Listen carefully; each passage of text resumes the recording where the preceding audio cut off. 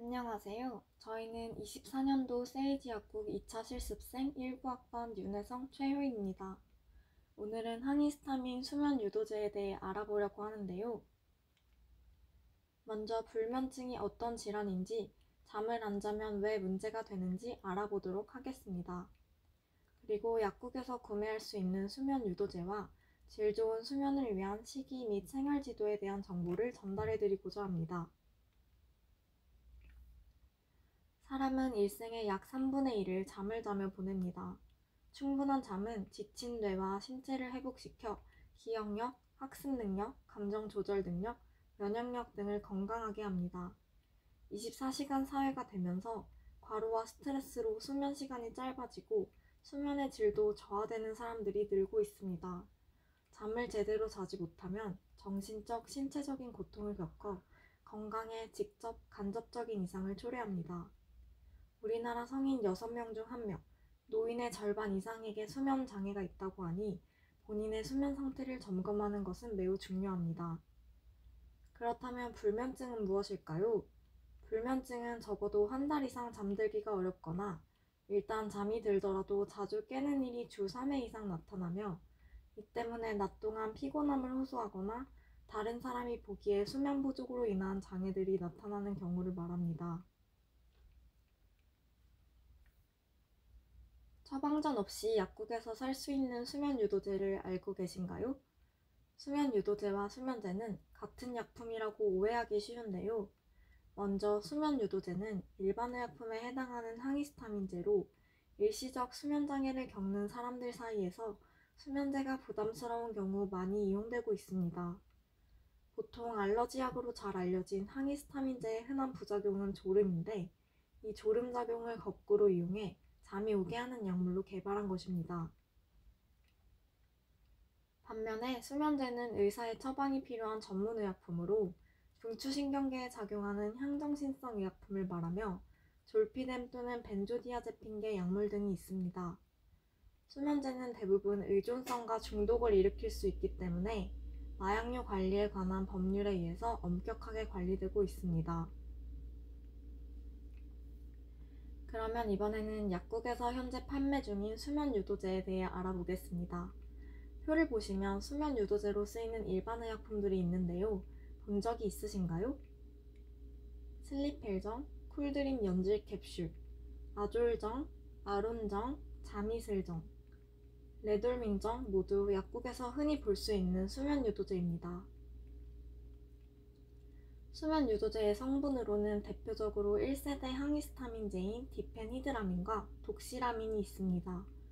디펜히드라민과 독시라민은 지용성이기 때문에 뇌혈관 장벽을 통과해 대뇌의 히스타민 수용체를 차단함으로써 수면을 유도하고 진정작용을 나타냅니다.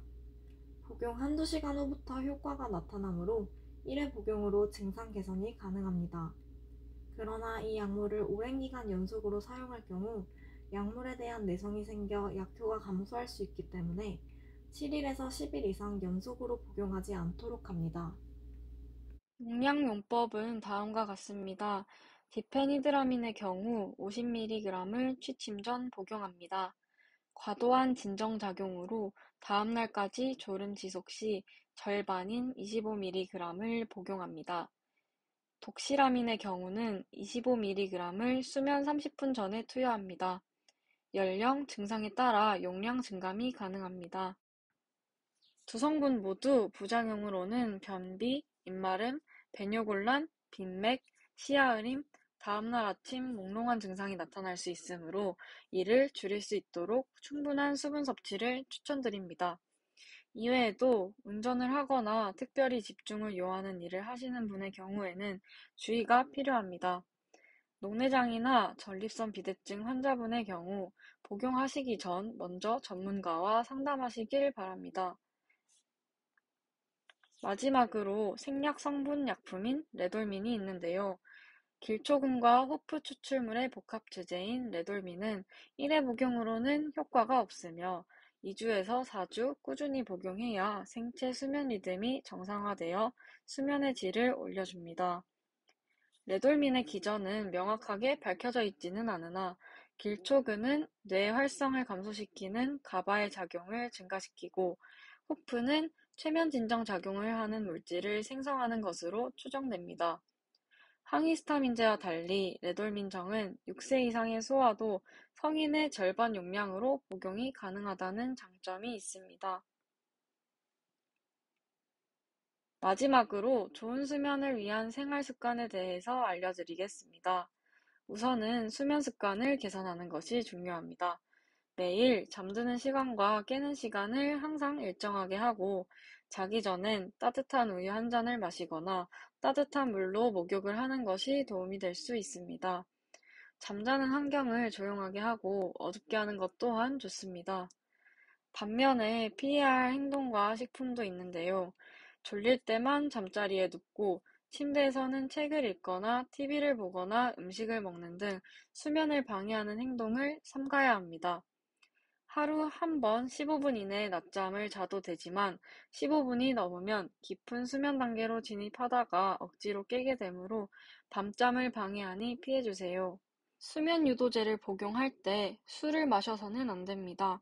술이 약의 진정 효과를 증가시켜 심장박동과 호흡을 느리게 하여 치명적인 결과를 초래할 수 있기 때문입니다. 커피, 홍차, 녹차 등에 들어있는 카페인은 수면 유도제의 작용을 상쇄시키므로 이러한 음료 또한 피하는 것이 좋습니다. 건강한 수면은 생산적인 삶의 기반입니다. 건강한 수면으로 더 나은 삶을 살 수 있기를 바랍니다. 추가적인 정보는 세이지 약국에서 상담하실 수 있습니다. 감사합니다.